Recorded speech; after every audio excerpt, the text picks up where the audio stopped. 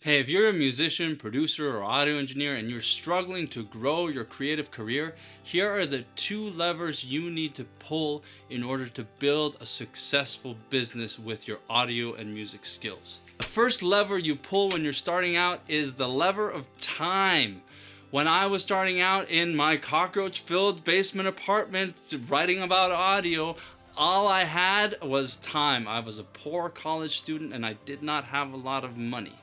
But I did have a lot of time, so I spent all of that time trying to build something for myself, and I dove headfirst into all of the things that I needed to learn in order to build and grow, make a business that I was proud of and could hopefully pay the bills one day. So in startup speak, this is called putting in the sweat equity, basically putting in the time to earn the shares of the business that you're building. But sweat equity means doing everything yourself, from bookkeeping to business development, from customer service to copywriting, from social media to losing sleep because you have so many tasks on your to-do list you don't know whether you can keep doing it anymore. It's all DIY when all you got is time, and at first that might be fine because it is a great way to grow a diverse skill set that turns you into a valuable entrepreneur, but in the long run it's not sustainable and you will inevitably crash and burn.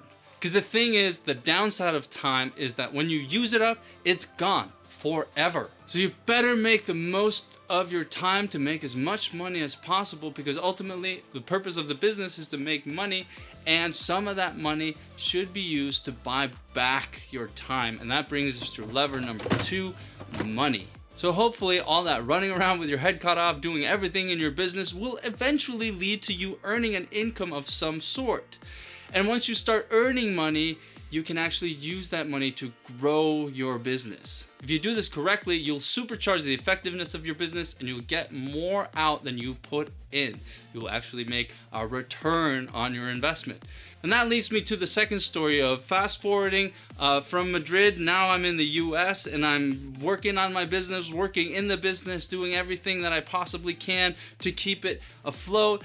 And I am burning out. I am so burned out at this point. I had so many different things on my plate, I could never see the end of the to-do list, and something had to change because it simply wasn't sustainable anymore. So one day I sat down and I wrote a list. I wrote down all of the tasks that I did every day throughout the week that contributed to my business, contributed to the growth and the engine of my business. Everything from, like I talked about before, the bookkeeping, the content creation, the fulfilling client to deliverables, mixing music, all of those sorts of things that I was doing that Audio Issues was all about. And I was by myself, so it was a lot of tasks, and I ended up with a list of about 28. And then out of those tasks, I asked, which of these can only I do?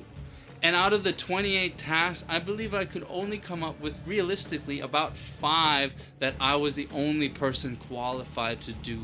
That meant I was spending more than 80% of my time doing tasks that I could find somebody else to help me with in order to take stuff off my plate so I could actually focus on the things that brought in revenue, that earned me an income, and that made me happy to do.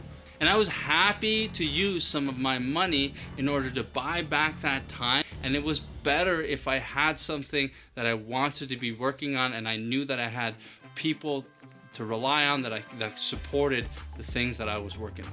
So if you want to grow your business with the same 24 hours that everyone else has, it means that you have to use some of that money you make earning an income with your creative music and audio skills to buy back your time. And when you have money to buy back your time, you can actually duplicate your efficiency and scale and grow your business a little bit more.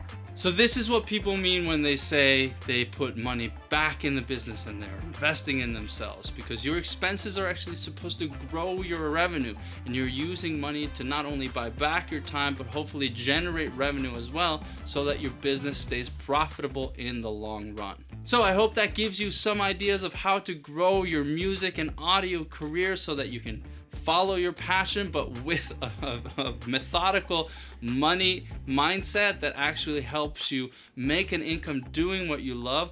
I'd love to know more about you. So before you leave today, please leave a comment below and tell me where you are at in your journey. Which lever are you pulling these days?